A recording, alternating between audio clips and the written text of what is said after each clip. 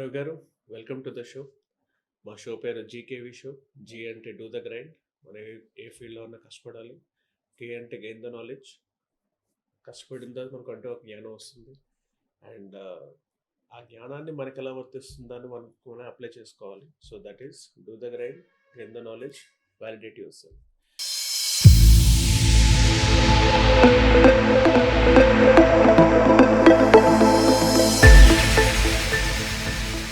ఈ podcast start చేసే ముందు ఫస్ట్ అండ్ ఫార్మోస్ట్ ఇది చాలా ఇంట్రెస్టింగ్ పాడ్కాస్ట్ అయితే అవుతుంది. మీ గురించి మీ మాటల్లో ఒక రెండు విషయాలు. నా పేరు రవికుమార్ అండి.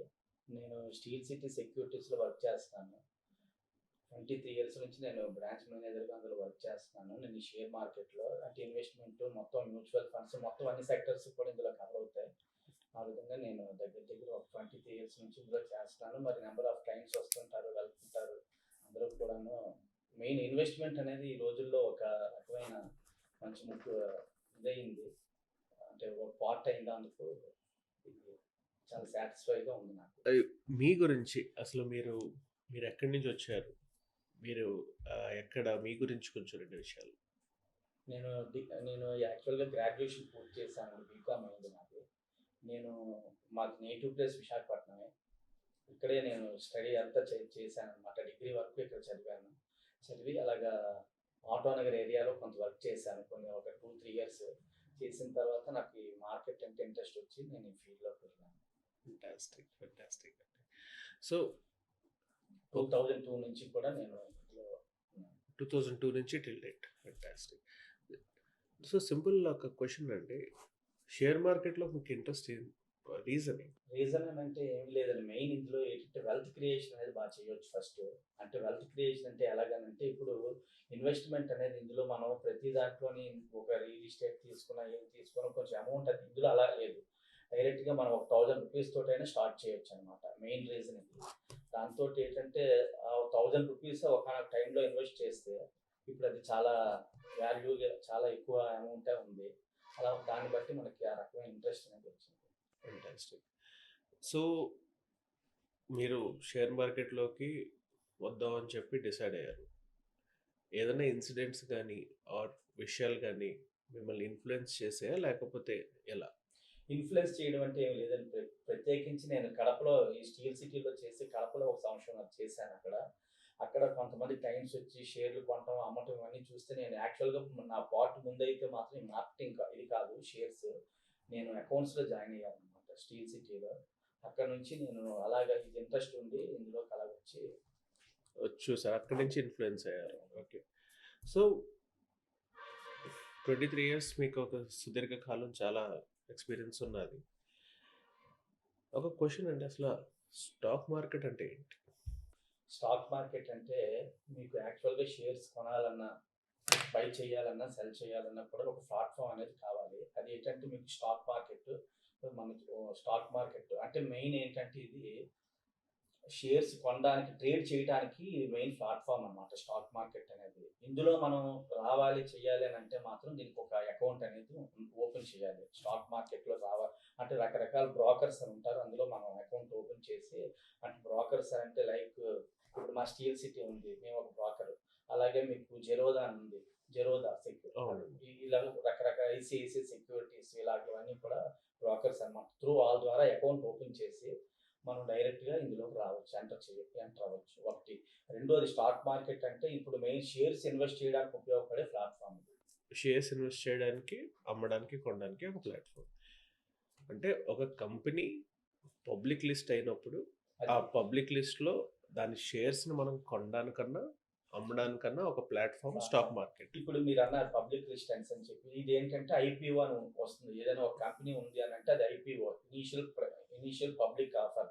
అంటే ఒక కంపెనీ ఏదైనా సరే బిజినెస్ డెవలప్మెంట్ కోసం మనం ఏంటంటే ఇది ఐపీఓ రూపంలో వస్తామన్నమాట. ఫేస్ వాల్యూ ద్వారా వచ్చి, అంటే ఫేస్ వాల్యూ ఎంత దానికి డిసైడ్ చేసి దానికి ప్రీమియం అనేది ఇంత ఫిక్స్ చేస్తారు. అది మనం అప్లై చేసిన తర్వాత ఆ షేర్లు అనేవి మనకి లిస్టింగ్ అవ్వాలి అని అంటే దానికి కంపల్సరీగా ఎక్స్చేంజ్ అనేది ఉంటుంది. దానికి ఏంటంటే 2 ఎక్స్చేంజ్, ఎన్ఎస్సి, బిఎస్సి, వీటి ద్వారా అది లిస్టింగ్ అయ్యి అది. ఓకే. ఇప్పుడు నాలా చాలా మందికి కూడా స్టాక్ మార్కెట్ అంటే తెలుసు, కానీ అందులో ఉన్న అసలు అది ఏంటి అనేది కన్ఫ్యూజన్స్ ఉంటాయి. ఒక 10 ఏళ్ల పిల్లాడికి మనం స్టాక్ మార్కెట్ గురించి ఒక ఎక్స్ప్లెయిన్ చేయాలి అంటే, ఇప్పుడు దాకా మనం డిస్కస్ చేసింది, ఒక కంపెనీ ఉంటుంది, అది పబ్లిక్ లిస్ట్ అవుతుంది. పబ్లిక్ లిస్ట్ అయినప్పుడు కొన్ని షేర్స్ వస్తాయి, ఐపీఓ ద్వారా అప్లై చేస్తాం. ఆ షేర్స్ని కొనడం అమ్మడం కంటిన్యూస్గా చేస్తూ ఉంటాం కంపెనీ పెర్ఫార్మెన్స్ బట్టి. ఇది స్టాక్ మార్కెట్. ఇప్పుడు నేను అడిగే స్టాక్ మార్కెట్లో మనం డిస్కస్ చేసే ప్రతిదీ కూడా ఒక 10 ఏళ్ళ కుర్రాడికి మనం ఎక్స్ప్లెయిన్ అయ్యేలాగా మనం మాట్లాడదాం. ఎందుకంటే నాలాంటి వాళ్ళందరూ కూడా మైండ్లో స్టాక్ మార్కెట్ చిన్నపిల్లల్లో ఆలోచిస్తారు. సో ఇప్పుడు మీరు ఇందాక డీమ్యాట్ అకౌంట్ ఒకటి అన్నారు. ఇప్పుడు ఒక కంపెనీ వచ్చింది, ఆ కంపెనీనేమో మనం షేర్స్ లిస్ట్ అయ్యి అది మనం లావాదేవీలు చేస్తున్నాం. ఆ లావాదేవీలు చేయడానికి అసలు మనకు కావాల్సింది ఏంటి, మన అర్హత ఏంటి, మనకి ఎంత స్తోమత ఉండాలి, దాంట్లోంచి మంచా కాదా, ఈ టాపిక్ కొంచెం. ఇప్పుడు మీరు స్టాక్ మార్కెట్లో లావాదేవీలు చేయాలని మీకు మైనర్ అకౌంట్ ఉంటుంది. మైనర్ అకౌంట్ అంటే యాక్చువల్గా సార్ చాలా వరకు చేయరు, అంటే మేజర్ నేను చెప్తున్నది 18 మైనర్ అంటే ఓకే 18 ఇయర్స్ ఉన్నది అనుకోండి. ఇప్పుడు మీరు అకౌంట్ ఓపెన్ చేయాలంటే ఫస్ట్ మీరు ఎంటర్ అవ్వాలి అని అంటే demat account, trading account open చేయాలి. Demat and trading. Okay. Demat account అంటే ఇప్పుడు మీరు బ్యాంక్లో అమౌంట్ ఏ విధంగా అయితే ఉంచుకుంటారో అలా షేర్లు ఉంచుకోవడానికి ఉపయోగపడే account demat account. Okay. Savings account లాగా. Savings account. Shares only. Securities, bonds, shares ఇలాంటివన్నీ కూడా డీమ్యాట్ లో మీరు ఉంచుకోవచ్చు. మ్యూచువల్ ఫండ్స్ ఇలాంటివన్నీ కూడా ఇప్పుడంతా కూడా మీకు ఎలక్ట్రానిక్ ఫార్మాట్ ఉంది కనుక డైరెక్ట్ గా మీరు డీమ్యాట్ అకౌంట్ లో ఉంచడానికి మీకు ఇది ఉపయోగపడుతుంది. అలాగే మీరు ఏదైనా ఐపీఓ అప్లై చేయాలనుకున్నారు, ఫస్ట్ మీకు డీమ్యాట్ అకౌంట్ ఉంటే మీరు అప్లై చేసిన తర్వాత ఆ షేర్స్ అనేవి మీకు అలర్ట్ అవ్వాలనంటే డీమ్యాట్ అకౌంట్ కే ఫస్ట్ ఉండాలి. ఓకే. నెక్స్ట్ ఈ డీమ్యాట్ అకౌంట్ లో మీరు ఉండేది మీరు క్యాష్ చేయాలంటే లిక్విడేట్ చేయాలి అని అంటే దానికి ట్రేడింగ్ అకౌంట్ రిలేటెడ్ గా ఉండాలి. సో రెండు సెపరేట్ అకౌంట్లు ఉండాలి. Trading account. డీమ్యాట్ అకౌంట్ అనేది ఒక సేవింగ్స్ అకౌంట్ లాగా. సేవింగ్స్ అకౌంట్ లాగా అంటే మీరు షేర్లు సెక్యూరిటీస్ ఏవైనా సరే ఉంచాలి అంటే మీకు డీమ్యాట్. సెక్యూరిటీస్ అంటే షేర్స్ కానీ, మ్యూచువల్ ఫండ్స్ కానీ, గవర్నమెంట్ బాండ్స్ కానీ, అలాగే ఇలాంటివి ఏవైనా కూడా ఇప్పుడంతా కూడా ఎలక్ట్రానిక్ ఫార్మాట్. ఒకనొక టైంలో ఫిజికల్ ఉండేది, ఆ ఫిజికల్ ఇప్పుడు లేదు, అంతా కూడా డీమ్యాట్. అంటే మీకు షేర్స్ అనే కంపెనీ వాడు తీసుకుంటారు మన సర్టిఫికెట్స్ తీసుకొని మనకి డీమ్యాట్ ఎలక్ట్రానిక్ ఫార్మాట్ లో మన డీమ్యాట్ లోకి ఇచ్చేసిన తర్వాత ఆటోమేటిక్ గా మనకి స్టోర్ అవుతాయి, సేవింగ్ అవుతుంది. ఓకే. దాన్ని లిక్విఫై చేయాలి అని అంటే దానికి మీకు ట్రేడింగ్ అకౌంట్ కంపల్సరీగా ఉండాలి. ఆ ట్రేడింగ్ అకౌంట్ లో మీరు సేల్ చేసిన తర్వాత మీకు ఆ అమౌంట్ అనేది మీకు మీ బ్యాంక్ అకౌంట్ ట్రాన్స్ఫర్ చేస్తారు. ఓకే. సో ఇప్పుడు డీమ్యాట్ లో స్టోర్ అవుతుంది, ట్రేడింగ్ అకౌంట్ లావాదేవీలు అవుతాయి, ఇందులోంచి వచ్చే డబ్బులు మీ బ్యాంక్ అకౌంట్ ట్రాన్స్ఫర్ చేస్తారు. సో మొత్తం 3 అకౌంట్లు ఉండాలి. 3 అకౌంట్లు కాదండి. ఇప్పుడు యాక్చువల్గా మీరు trading account, demat account open చేసేటప్పుడు ముందు ఆల్రెడీ మీ తాలూకు ఈకేవైసీ అని చెప్పి మీ పాన్, ఆధార్, మీ బ్యాంక్ డీటెయిల్స్ ఇవన్నీ కూడా మీరు సబ్మిట్ చేస్తారు. చేసేటప్పుడు అవన్నీ ఆల్రెడీ అందులో మీకు ఎంటర్ చేసిన తర్వాత ఆ బ్యాంక్ డీటెయిల్స్ ఏవైతే ఉన్నాయో అందులో మీకు ట్రాన్స్ఫర్ చేస్తారు అమౌంట్ సేల్ చేసిన తర్వాత. ఓకే. సో ఒక వ్యక్తి స్టార్ట్ చేయాలంటే ఇనిషియల్గా బ్యాంక్లో ఒక అకౌంట్ ఉండాలి, సేవింగ్స్ అయినా కరెంట్ అయినా. తర్వాత డీమ్యాట్ అకౌంట్ ఉండాలి స్టోర్ చేసుకోవడానికి. తర్వాత లావాదేవీలు చేయడానికి ఒక ట్రేడింగ్ అకౌంట్ ఉండాలి. ఓకే. ఇప్పుడు బ్యాంక్ అకౌంట్ అందరికీ తెలిసిందేనండి. డీమ్యాట్ అకౌంట్ ఓన్లీ బ్యాంకుల్లోనే చేయాలా, లేకపోతే ఇప్పుడు స్టీల్ సిటీ వాళ్ళు కూడా మనకి డీమ్యాట్ అకౌంట్లో? అదే చెప్తున్నాను కదండి. ఇప్పుడు మీకు ఈ షేర్ ట్రేడింగ్ చేసిన చాలా మంది బ్రోకర్స్ ఉన్నారు. అందులో స్టీల్ సిటీ మాధవ్ కంపెనీ, అలాగే ఐసిఐసిఐ సెక్యూరిటీస్, జరోదా, నెక్స్ట్ మీకు కోటక్ సెక్యూరిటీస్, ఇలా చాలా వచ్చాయి. ఇప్పుడు యాంజిల్ బ్రోకింగ్, ఇలా ఇవన్నీ కూడా చాలా మంది ఇప్పుడు డీమ్యాట్ అకౌంట్ అనేది ఇస్తున్నారు అనమాట. డీమ్యాట్, ట్రేడింగ్ రెండు కూడా ఇస్తున్నారు. ఎక్కడ మీకు వీలైతే ఆ బ్రోకర్ దగ్గర చేసుకోవచ్చు. Okay, done. సో అసలు స్టాక్ మార్కెట్లోకి ఎలా రావాలి, దేనికి ఏం కావాలి, ఆధార్, పాన్, కేవైసీతో ఒక అకౌంట్, ఇవన్నీ అర్థమయ్యాయి. ఇప్పుడు next question, stock market trading చేద్దాం ఇంట్రెస్ట్ ఎంతో కొంత వచ్చింది, చేద్దాం డిసైడ్ అయ్యి ఆన్లైన్లోకి యూట్యూబ్లోకి వెళ్తే గల్లీకి ఒకరు వచ్చి మేము ఇలా టిప్స్ ఇస్తాం, అలా టిప్స్ ఇస్తాం, మా దగ్గర డబ్బులు పెట్టండి, మమ్మల్ని ఫాలో అవ్వండి అంటారు. ఇప్పుడు షేర్ మార్కెట్లోకి రావాలంటే మినిమం ఎంత ఉండాలి, మ్యాక్సిమం ఎంత ఉండాలి, ఎంత పడితే సేఫ్, ఎంతవరకు ఒక వ్యక్తి డబ్బులు ఇన్వెస్ట్ చేయాలి? సార్ ఇప్పుడు మెయిన్ ఏంటంటే షేర్ మార్కెట్లోకి రావాలి అంటే నేను ఇచ్చే సలహా ఒకటేనండి. మెయిన్ ఏంటంటే ఇందులో ఎవరైతే ఎంటర్ అవుతున్నారో వాళ్ళ ముందు వాళ్ళ తాలూకు ఓన్ మనీ ఎవరి దగ్గర అప్పు తేవడం కానీ అలాంటివి చేయకూడదు ఫస్ట్. రెండోది, మీరు మీ తాలూకా కెపాసిటీని బట్టి అంటే మీరు నేను ₹1,00,00,000 పెట్టండి అలా నేను చెప్పను. మీ దగ్గర ఒక ₹1000 ఉంది. ₹1000 ఉండి మీరు ముందు స్టార్టింగ్ లెర్నర్ అనుకోండి. మీరు అప్పుడు ఏం చేయాలంటే ఒక సిప్ సిస్టమేటిక్ ఇన్వెస్ట్మెంట్ ప్లాన్ అనేసి చెప్పి మీరు ఒక మ్యూచువల్ ఫండ్‌లో ఇన్వెస్ట్ చేసి అలా నేర్చుకొని స్టాక్ మార్కెట్‌లోకి రావడం ఒక పద్ధతి. అలా కాకుండా డైరెక్ట్‌గా మనం ఏంటంటే లేదు నేను కొంచెం న్యూస్ ఫాలో అవుతాను. లేదు బ్రోకర్ ఇచ్చే టిప్స్ అంటూ ఉంటారు. అంటే మీరు ఎక్కడైతే అకౌంట్ ఓపెన్ చేస్తారో అక్కడ మీకు ఆర్&డి అని రీసెర్చ్ అండ్ డెవలప్‌మెంట్ అని చెప్పి ఒక టీమ్ ఉంటది. వాళ్ళు కూడా మీకు కొంత గైడ్ చేస్తారనమాట. ఇది ఇలా కొనండి అది. అంటే ఆళ్ళు చేశారు అనంటే మనం ఎలా నమ్మొచ్చు అని అడగొచ్చు. మీకు డైరెక్ట్‌గా యూట్యూబ్‌లో కాకుండాను యూట్యూబ్‌లో ఇచ్చినవి ఇవన్నీ అంటే మనం ఆళ్ళతో మాట్లాడటం అది ఇది అంటే మన వల్ల అది చేయలేం. కానీ ఇక్కడ మన అకౌంట్ ఓపెన్ చేసామంటే ఎందుకండి ఇక్కడ ఎందుకు ఎంటర్ అవ్వచ్చు? ఎందుకు చేయాలి? ఎందుకు ఎగ్జిట్ అవ్వాలి? అనేది మీకు అడిగితే అదే మీకు డైరెక్ట్‌గా బ్రోకర్ దగ్గర మనం ఓపెన్ చేసినప్పుడు మీరు మాట్లాడడానికి అవకాశం ఉంటది. మీరు ఆ రకంగా కొంత గైడ్ చేసి కూడా అంటే నాలెడ్జ్ గెయిన్ చేసి కూడా మీరు ఇన్వెస్ట్ చేయొచ్చు. అదొక పద్ధతి. కానీ నా సలహా ఏంటంటే మెయిన్ మీరు ఎంట్రన్స్ అంటే స్టార్టింగ్‌లో ఉన్నారనంటే మాత్రం మార్కెట్‌లో ఎప్పుడు కూడా ఎక్కువ అమౌంట్ అని కాకుండా కొంత మెయిన్ నేను మొదటి పాయింట్ చెప్పాను కదా! అప్పు చేసి పెట్టకూడదు. అది. నెక్స్ట్ పేషెన్సీ కావాలి. అంటే ఈరోజు మనం ఎంటర్ అయిన వెంటనే ఏదో ఒక షేర్ కొన్నాం. కొన్ని వెంటనే ఒక 10 రోజుల్లో రాలేదు. 20 అలా కాకుండా కొంచెం వెయిట్ చేయాలి. వెయిటింగ్ అనంటే దానికి ఉంది లాంగ్ టర్మ్, షార్ట్ టర్మ్ ఇవన్నీ. షార్ట్ టర్మ్ ఇవన్నీ పక్కన పెట్టండి. లాంగ్ టర్మ్ గాని వెయిట్ చేస్తే మాత్రం అది కూడా కంపెనీ ఫండమెంటల్‌గా బాగుండాలి మెయిన్.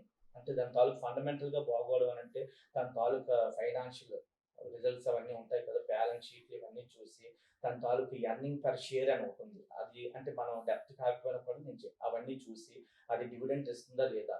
అలాంటివన్నీ చూసుకొని మనం చేస్తే మాత్రం చాలా ఇప్పుడు కొత్తగా వచ్చినోళ్ళకి ఇలాంటి చార్ట్స్ చెక్ చేయడం, ఫైనాన్షియల్స్ చెక్ చేయడం ఇవన్నీ కొంచెం కష్టంగా ఉంటాయి. Open okay. ఇప్పుడు నా దగ్గర ఒక ₹1000 10,000 ఎంతో ఉంది. షేర్ మార్కెట్ అకౌంట్ ఓపెన్ చేశాను.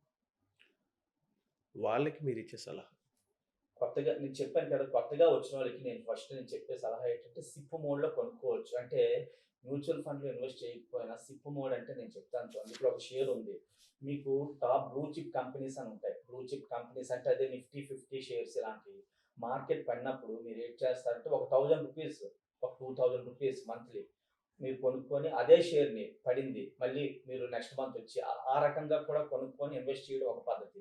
లేదు బల్క్‌గా అంటే ఇప్పుడు ఒకేసారి కొంత లాక్స్‌లో పెడుతుంటారు. అలాంటి వాళ్ళకి నేనేంటంటే చెప్పేది మెయిన్ ఒకే కంపెనీలో కాకుండా ఒక 2, 3, 4 కంపెనీలో అంటే చూసుకొని కొంటే అది ఒక పద్ధతి. ఓకే. సో, ఇనీషియల్‌గా వచ్చేవాళ్ళకి సిప్ పద్ధతిలో అలవాటయిన తర్వాత స్టాక్ మార్కెట్‌లోకి వెళ్ళడం ఒకటి, లేకపోతే స్టాక్ మార్కెట్ డౌన్ అయినప్పుడు అలా 1000, 2000 ఎంతో తీసుకొని కొనుక్కొని హోల్డ్ చేసుకోవడం ఒక పద్ధతి. మీరు ఇందాక ఒక పాయింట్ రైజ్ చేశారు ఏంటంటే షార్ట్, మీడియం, లాంగ్ అన్నారు. అవును. షార్ట్ టర్మ్ అంటే ఏంటి? ఎన్నాళ్ళు? మీడియం అంటే ఎన్నాళ్ళు? లాంగ్ అంటే ఎన్నాళ్ళు? అంటే short term, long term, medium అంటే ఏం లేదు సార్. ఇక్కడ షార్ట్ టర్మ్ అంటే ఇప్పుడు మీకు 3-6 మంత్స్ అని చెప్తారు. 1 ఇయర్ అని చెప్తారు షార్ట్ టర్మ్. లాంగ్ టర్మ్ అనంటే అబోవ్ 1 ఇయర్ అని వస్తుంది. ఇప్పుడు మీకు స్టార్టింగ్ అనంటే ఇప్పుడు ఒక షేర్ ఉంది. మీకు ఎగ్జాంపుల్ చెప్తాను. షేర్ ఉంది. మీరు ఒక షేర్ పర్చేజ్ చేశారు. చేసేటప్పుడు మీకు దానికి అన్నీ చూసి దాని ఫండమెంటల్‌గా అన్నీ చూసి దానికి ఒక టార్గెట్ ఇస్తారు. ఇచ్చిన తర్వాత ఆ టార్గెట్ అనేది మీకు 1 ఇయర్‌లో రావచ్చు. దాని తాలూకు మూవ్‌మెంట్ బాగుండి ఓ 6 మంత్స్‌లోనైనా కూడా వచ్చేయొచ్చు. లేకపోతే దానికి బాగోక దాని తాలూకు రిజల్ట్స్ గాని ఏవైనా సరే దాని తాలూకు బాగోక పడిపోవచ్చు షేర్. అప్పుడు మీకేంటంటే స్టాప్ లాస్ అని ఒకటి ఇస్తారు ఆప్షన్. అంటే స్టాప్ లాస్ అంటే టు రిడ్యూస్ ద రిస్క్. అంటే మీ తాలూకు రిస్క్ తగ్గించుకోవడం అన్నమాట. అమ్మో! కంపెనీ తాలూకు బాలేదు ఫండమెంటల్స్ అవిను అంటే అదే రిజల్ట్స్ బాలేవు. అంటే మీకు ప్రతి 3 నెలలకి కూడా ప్రతి ఒక్క కంపెనీ కూడా రిజల్ట్స్ అనేది మీకు అనౌన్స్ చేస్తది. దాన్ని బేస్ చేసుకొని కూడా కొంతమంది అలా ఎగ్జిట్ అవ్వడం అలాంటివి జరుగుతుంటాయి. ఓకే. ఇప్పుడు మీరన్న దాంట్లో ఒక 2 పదాలు target stop loss and stop loss. Target అంటే ఏంటి? స్టాప్ లాస్ అంటే చెప్తాను. ఏంటి? ఇప్పుడు మీకు చాలా వరకు అనలిస్ట్‌లు ఎలా ఇస్తారంటే మీకు కరెంట్ మార్కెట్ ప్రైస్ ఇప్పుడు ఎగ్జాంపుల్ ఉంది మీకు రిలయన్స్ ఉంది. రిలయన్స్‌ని మీరు తీసుకుంటే కరెంట్ మార్కెట్ ప్రైస్ ₹1420 ఉంది. ప్రెజెంట్ ఎగ్జాంపుల్ అనుకుందాం. ఇప్పుడు మీకు ఈ లెవెల్‌లో ఎంటర్ అవ్వమన్నారు అనుకుందాం. అంటే అది current market price. CMP. Next target 50 మీకు అంటే ఒక ₹1500 టార్గెట్ ఇచ్చారనుకుందాం. ఓకే. స్టాప్ లాస్ మీకు 1360 రూపీస్ వస్తే ఎగ్జిట్ అయిపోమని చెప్పారు అనుకుందాం. అంటే దీని అర్థం ఏంటంటే 1380 రూపీస్ వస్తే ఎగ్జిట్ అవ్వమన్నారు అనుకుందాం. అప్పుడు దీని తాలూకు మీనింగ్ ఏంటంటే కరెంట్ మార్కెట్ ప్రైస్ 1420 దగ్గర మీరు ఎగ్జిట్ అదే ఎంటర్ అయ్యారు. టార్గెట్ అంతవరకు వస్తుంది అని వాళ్ళ ఉద్దేశం. అంటే అనలిస్ట్ ఇచ్చిన ఉద్దేశం అనమాట. అలాగే డౌన్ అయ్యేటప్పుడు 1380 అక్కడ ఆ లెవెల్కి వచ్చిందంటే ఎగ్జిట్ అయిపోయింది. అంటే దాని తాలూకు సపోర్ట్ లెవెల్ అనేది అక్కడ వరకు ఉండి అది మరి దాటిపోయింది కనుక బ్రేక్ అయింది కనుక పడిపోవచ్చు అని వాళ్ళ గెస్సింగ్ అది. ఓకే. అదొక పద్ధతి. అలా కాకుండా మనం ఏంటంటే ఈ షేర్స్ అనేవి డైరెక్ట్ గా కూడాను స్టడీ చేసి లాంగ్ టర్మ్ ఇప్పుడు రిలయన్స్ అనే షేర్ ఉంది. అది మీకు మంచి షేర్ అది ఇప్పుడు కూడా అంటే బ్లూ చిప్ షేర్. అది మీరు కొనుక్కొని ఉంచారనుకోండి పైన కూడా యావరేజ్ చేశారు. అంటే మీరు ఇన్వెస్టర్ కనుక స్పెక్యులేటర్ చెప్పట్లేదు. ఇన్వెస్టర్ అనుకోండి మీరు డైరెక్ట్ గా కానీ కొన్ని తర్వాత అది పడింది. మళ్ళీ కొంత యావరేజ్ చేసి అలా ఉంచి లాంగ్ టర్మ్ లో మళ్ళీ రిజల్ట్ బాగున్నప్పుడు మళ్ళీ బాగానే వస్తుంది. సో టార్గెట్ అంటే ఒక షేర్ మనం కొంటున్నప్పుడు ఇది ఎంత హిట్ అయితే అంత ప్రాఫిట్ మనకు వస్తుంది. సో ప్రాఫిట్ మార్జిన్ని మనం టార్గెట్ అంటాం. ప్రాఫిట్ మార్జిన్ కాదు, ప్రాఫిట్ బుక్ చేయడానికి. ఓకే. ఈ షేర్ ఇప్పుడు 14.20లో ఉంది. ఆ 80 రూపాయలు మనకు ప్రాఫిట్ వస్తే టార్గెట్ హిట్ అయిపోయింది, క్లోజ్. ఇఫ్ ఇన్ కేస్ 13.80 లాస్లోకి వచ్చింది అనుకుందాం, ఆ స్టాప్ లాస్ అన్నది ఇండివిజువల్ కెపాసిటీ బట్టి డిపెండ్ అయి ఉంటుంది. అది మనకి మనం అనలిస్ట్ ఇచ్చిన తర్వాత కంపల్సరీగా ఈయన ఇచ్చారు అనేసి మనం తీసేయాలని అది ఏం లేదు. ఉంచాలంటే ఉంచొచ్చు, పర్వాలేదు. అంటే మీకు దాని తాలూకా వాళ్ళు స్టడీ చేసి ఇచ్చిన షేర్ అది. అంటే ఆ రకమైన అంటే మనకి టార్గెట్ నాకు ఎంతకన్నా లాస్ అయితే నేను ఉండను అని చెప్పుకోవడానికి. ఇప్పుడు కొంతమంది 1400 దాటిందంటే కింద పడిందంటే నాకు అక్కడతో కట్ ఆఫ్ చేసడం కొంతమంది అంటారు. ఇప్పుడు మీకు 1500 ఇచ్చారు టార్గెట్. మీరు ఇప్పుడు 1420లో కొన్నారు. మీకు అనుకోకుండా మీకు 1460-70 అయింది అనుకోండి. అంతట్లో మన తాలూకు మైండ్ సెట్ కూడా ఇక్కడ యూజ్ చేయాలి. ఎలాగంటే ఇప్పుడు మీరు 1460 వెళ్ళిన తర్వాత మీకు గ్లోబల్ మార్కెట్స్ అవి చిన్న ఇప్పుడు మార్కెట్ అన్సర్టెనిటీ ఇప్పుడు ఉన్నాయి కదా, గ్లోబల్ క్యూస్ ఇలాంటివన్నీ ఉన్నాయి. వాటిలో ఏదైనా ప్రాబ్లం వచ్చింది అనుకోండి, అమ్మ ఇది పడితే మళ్ళీ పైకి కిందకి రావచ్చు అని మీకు డౌట్ ఏదైనా ఉంటే మీ అంతటి మీరు కూడా ఎగ్జిట్ అవ్వడం ఒక పద్ధతి. ఓకే. అది కూడా అదే దీనికి మనం తాలూకా మైండ్ సెట్ కూడా యూజ్ చేయాలి లేటెస్ట్ స్టేజెస్లో. ఓకే. సో టార్గెట్ అంటే మనకు వచ్చే ప్రాఫిట్ ఎంతకన్నా నాకు ఎక్కువ అక్కర్లేదు, ఇక్కడ వస్తే అమ్మేసేయండి అనడం. స్టాప్ లాస్ అంటే ఎంతకన్నా లాస్ నేను భరించలేను, ఎక్కడికన్నా దాటితే అది అనలిస్ట్ ఇచ్చిన మీకు కాల్ అది మన ఎండ్ ఆఫ్ ద డే మన మీద డిపెండ్ అయి ఉంటుంది, ఎక్కడ ఎగ్జిట్ అవ్వాలి, ఎక్కడ ఉండాలి అన్నది. ఓకే. సో ఇప్పుడు మళ్ళీ ఇంకొక విషయం మీకు చెప్పాలి. ఇందులో 2 రకాల ట్రేడింగ్. ఒకటి investment strategy, 2 intraday strategy. Intraday ఎలా ఉంటుందంటే సేమ్ డే కొని సేమ్ డే అమ్మటం మార్కెట్లో. అంటే సేమ్ డే కొని షేర్ని ఆ రోజు అమ్మేయటం. అది ప్లస్ ఆర్ మైనస్, అది ఇంట్రాడే. అలా కాకుండా ఇన్వెస్ట్మెంట్ అని అంటే ఇప్పుడు మీరు కొంటారు, కొన్ని తర్వాత అంటే ఇక్కడ లాభం వచ్చింది అమ్మేసుకోవాలంటే అది మీ ఇష్టం. కానీ లేదు నేను ఉంచుతాను నాకు అంటే మరి మనం ఇచ్చిన చూస్తాం కదా ఈ కాల్స్ అవి మనకు కూడా కొంచెం ఒకటిసారి మెయిన్ ఏంటంటే ఇందులోని మనం అమౌంట్ పెడుతున్నాము అని అంటే మన తాలూకు మనీ ఇందులో ఇన్వెస్ట్ చేస్తాం అంటే మనం కూడా కొంత నాలెడ్జ్ అనేది స్టార్టింగ్ రాదు, కానీ మనం కొంచెం చేయాలి. మనీ మనం ఇన్వెస్ట్ చేస్తాం అంటే ఇది మనం కావాలని పోవాలని మనం రాంగ్ కదా, అది మెయిన్. అలాగే ఇప్పుడు మీరు ఇది చేస్తారు, కొన్ని తర్వాత మీకు పెరిగింది, కొన్ని రోజులు ఉంచుతారు, టార్గెట్ అది బాగా అది ఒక పద్ధతి, అది ఇన్వెస్ట్మెంట్. ఓకే. సో కొంతమంది రెగ్యులర్గా ఏ రోజైతే కొని ఏ రోజైతే అమ్మేస్తారో దాన్ని ఇంట్రాడే అంటారు. కొంచెం పెంచుకొని పెరిగినా తగ్గినా పర్లేదు, ఒడిదుడుకులు ఏమొచ్చినా పర్లేదు అని వెయిట్ చేసే వాళ్ళు ఇన్వెస్ట్మెంట్ స్ట్రాటజీ రన్ అవుతుంది. ఓకే. సో స్టాక్ మార్కెట్లో ఈ రెండే ఉంటాయండి, ఇంకేమన్నా ఉంటాయా? స్టాక్ మార్కెట్లో ఈ రెండు ఇది కాకుండా మీకు ఇంకోటి ఏంటంటే హెడ్జింగ్ అని ఒక ఆప్షన్ ఉంది. ఓకే. హెడ్జింగ్ అంటే ఇప్పుడు మీ తాలూకు పోర్ట్ఫోలియో అనేది ఉంది కదా, ఇప్పుడు మీ దగ్గర ఒక 10 కంపెనీలు పోర్ట్ఫోలియో ఉంది, షేర్స్ ఉన్నాయి. అది కొంచెం అంటే ఇవన్నీ కూడా ఏంటంటే కొంచెం డీప్గా కానీ సింపుల్గా నేను మాటతో చెప్పి ఇది ఏంటంటే మీకు హెడ్జింగ్ అని అంటే దీనికి ఎగ్నెస్ట్గా ఇప్పుడు మనకి ఎక్స్చేంజ్లు 2 ఉన్నాయి, ఎన్ఎస్సి, బిఎస్సి. అవునండి. వీటిల్లో ఎన్ఎస్సిలోనే ఈ షేర్స్ కాకుండా ఈక్విటీ కాకుండా డెరివేటివ్స్ అని ఒక పార్ట్ ఉంది. అదే ఫ్యూచర్స్ అండ్ ఆప్షన్స్ అని చెప్పి ఎఫ్ అంటే ఫ్యూచర్స్, ఓ అంటే ఆప్షన్స్ అనమాట. ఈ ఫ్యూచర్స్ అండ్ ఆప్షన్స్ లో నేను సింపుల్ గా చెప్తాను ఎక్కువ ఇది మీకు. ఇందులో ఏంటంటే ఫ్యూచర్స్ లోని ఇప్పుడు మీరు ఒక షేర్ ఇప్పుడు మీరు ఎలా కొంటున్నారు ఈక్విటీలో, ఫ్యూచర్స్ లో కొంటే మినిమం లాట్ అనేది ఉంటుంది. ఒక్కొక్క షేర్ కి ఒక్కొక్క కంపెనీకి ఒక్కొక్క లాట్ ఫిక్స్ చేస్తుంది ఎక్స్చేంజ్. లాట్ అంటే ఇన్ని షేర్లు కొనాలి. ఇప్పుడు మీరు ఈక్విటీ మార్కెట్ లో కొనాలనుకోండి, మీరు రిలయన్స్ ఏదో కంపెనీ ఒకటైనా కొనొచ్చు, 10 అయినా కొనొచ్చు, అది ఎన్నైనా సరే కొనొచ్చు. ఆ అమౌంట్ మీరు తీసుకుంటారు, పే చేసేస్తారు. అవి మీ డీమ్యాట్‌లోకి ట్రాన్స్‌ఫర్ అయిపోతాయి. మళ్ళీ అది ఎప్పుడు పెరిగితే అప్పుడు అమ్ముతారు. అది ఒక పద్ధతి. అది ఎన్నాళ్ళైనా ఉంచడానికి టైం. కానీ ఈ ఫ్యూచర్స్ అండ్ ఆప్షన్స్‌లో ముందు ఫ్యూచర్స్ తీసుకుంటే ఏమవుతదంటే, ప్రతి మంతు లాస్ట్ మంగళవారం, మొన్నటి వరకు గురువారం ఉండేది. ఇప్పుడు మంగళవారం అన్నమాట. ఆ రోజు ఏ రోజైతే మీకు వస్తుందో లాస్ట్ మంగళవారం, ఆ రోజు మీకు ఆటోమేటిక్‌గా మీ అకౌంట్‌లో ప్లస్ ఆర్ మైనస్ మీకు పొజిషన్ స్క్వేర్ ఆఫ్ అయిపోద్ది. ఎగ్జాంపుల్ మీరు ఒక 1400లో రిలయన్స్ కొన్నారు. దీనికి మీరు రావాలంటే మినిమమ్ మార్జిన్ అని ఇంత పే చేయడం అవన్నీ ఉన్నాయి. అది ఆటోమేటిక్‌గా మీకు ఆ నెలలో ప్లస్ ఆర్ మైనస్ మీకు క్లోజ్ అయిపోతుంది. వచ్చేస్తుంది. నెలలో చేసేయాలి. అదొక పద్ధతి. ఓకే. ఇంట్రాడే అయితే ఒక రోజులో చేయాలి. హ్మ్. ఫ్యూచర్ అండ్ ఆప్షన్స్ ఫ్యూచర్స్ ఏంటంటే ఒక 1 మంత్‌లో చేయాలి. ఇక్కడ నేను మీకు హెడ్జింగ్ అని ఒక పదం వాడాను. అదేంటంటే ఇప్పుడు మీ దగ్గర రిలయన్స్ షేర్‌లో ఉన్నాయి. ఒక 500 ఎన్నో మీ దగ్గర పోర్ట్‌ఫోలియో ఉంది. మీకు మార్కెట్ పడిపోతుంది అనేసి ఒక చిన్న డౌట్ వచ్చిందనుకోండి. హెడ్జింగ్ స్ట్రాటజీలో పుట్ ఆప్షన్ అని ఒకటి ఉంది. కాల్, పుట్ అని ఉంటాయి ఆప్షన్స్‌లో. ఫ్యూచర్ వదిలేయండి. ఫ్యూచర్ చెప్పాను మీకు అవును. అలా కాకుండా కాల్, పుట్ అనేసి అని చెప్పి ఒక 2 ఆప్షన్స్ ఉన్నాయి ఇందులో. అవేంటంటే కాల్ ఆప్షన్ అంటే మార్కెట్ పెరిగేటప్పుడు కాల్ ఆప్షన్ పెరుగుతది. మార్కెట్ పడిపోతుండేటప్పుడు పుట్ ఆప్షన్ పెరుగుతది. ఓకే. అలాగే మీ దగ్గర ఇప్పుడు పోర్ట్‌ఫోలియో ఏముందన్నాను రిలయన్స్ ఉంది. ఆ రిలయన్స్ షేర్‌లు ఏమైనా పడుతున్నాయని మీకు డౌట్ వచ్చినప్పుడు ఈ మార్కెట్‌లోని ప్రీమియం అనేది పే చేసి దీనికి ప్రీమియమే. ఇందులో రిస్క్ అనేది తక్కువ. రిటర్న్ అనేది ఎక్కువ ఉంటది. కాల్ ఆప్షన్, పుట్ ఆప్షన్‌లో. అంటే రిస్క్ అనేది ఎలా తక్కువ అనంటే ఇప్పుడు ఎగ్జాంపుల్ లాట్ 500 అనుకుందాం. ఫ్యూచర్స్‌లో కొనాలంటే అదే ఫ్యూచర్స్, ఆప్షన్స్‌లో కొనాలంటే లాట్ 500 ఫ్యూచర్, ఆప్షన్ 2 కూడా ఒకటే. మీకు క్వాంటిటీ అనేది ఒకటే ఉంటది. ఫ్యూచర్‌లో 500 ఉన్నా కూడా ఇక్కడ చిన్న ఎందుకంటే అడగండి. చిన్న డౌట్స్ అండి. ఇప్పుడు మనం ఫస్ట్ హెడ్జింగ్‌లోకొచ్చాం. హ్మ్. హెడ్జింగ్ నుంచి ఎఫ్ అండ్ ఓకొచ్చాం. ఎఫ్ అండ్ ఓలో ఫ్యూచర్స్ ఎఫ్ అంటే ఫ్యూచర్స్, ఓ అంటే ఆప్షన్స్. ఫ్యూచర్స్‌లో ఏంటంటే ఇంట్రాడేలో 1 డేలో చేసే లావాదేవీ ఫ్యూచర్స్‌లో 1 మంత్ లోపు చేయాలి. ఆ 1 డేలో కూడా మీకు పెరిగితే ఆ 1 డేలోనైనా అమ్మేయొచ్చు. అమ్మేయొచ్చు. కానీ target maximum 1 month. 1 month. 1 month లోపు ఫ్యూచర్స్ ఉంది. ఇప్పుడు మనం కాల్ పుట్‌కొచ్చే ముందు ఓ అంటే ఏంటండి? ఆప్షన్స్. ఆప్షన్స్. ఆప్షన్స్. ఆప్ ఆప్షన్స్‌లో 2 ఉంటాయి. 2 ఆప్షన్స్ మళ్ళీ. Call option, put option.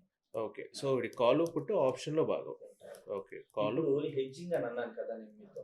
అవునండి. హెడ్జింగ్ అన్నాను. హెడ్జింగ్ దేనికి ఉపయోగపడుతదంటే మీ దగ్గర ఉండే పోర్ట్‌ఫోలియో పడిపోతుందని డౌట్ వచ్చేటప్పుడు పుట్ ఆప్షన్ కొంటారు. ఓకే. Put option. దానివల్ల ఉపయోగం? దానివల్ల ఉపయోగం ఏంటంటే, ఇప్పుడు మీకు మార్కెట్ పడిందనుకోండి. ఈ పుట్ ఆప్షన్ మీరు కొంటారు కదా! ఒక రూ. 20, రూ. 30 ప్రీమియం అక్కడ ట్రేడ్ అయింది. 500 క్వాంటిటీ, 500 క్వాంటిటీ మల్టిపుల్స్ రూ. 30 అనుకుందాం ప్రీమియం. ప్రీమియం 30 అంటే మీరు ఇన్వెస్ట్‌మెంట్ చేసిందంతా 15,000. ఓకే. 15,000 మీ పోర్ట్‌ఫోలియో మర్చిపోండి రిలయన్స్ గురించి. అప్పుడు మీకు ఏమవుతదంటే మార్కెట్ పడి రిలయన్స్ కూడా మీకు పడిందనుకోండి ఆ షేరు. పడుతున్నప్పుడు ఈ 15 మీరు రూ. 30లో కొన్న ప్రీమియము అలా 31, 32, 33 అలా పెరుగుతుంటదనమాట. ఎందుకంటే మార్కెట్ పడుతుంది కనుక.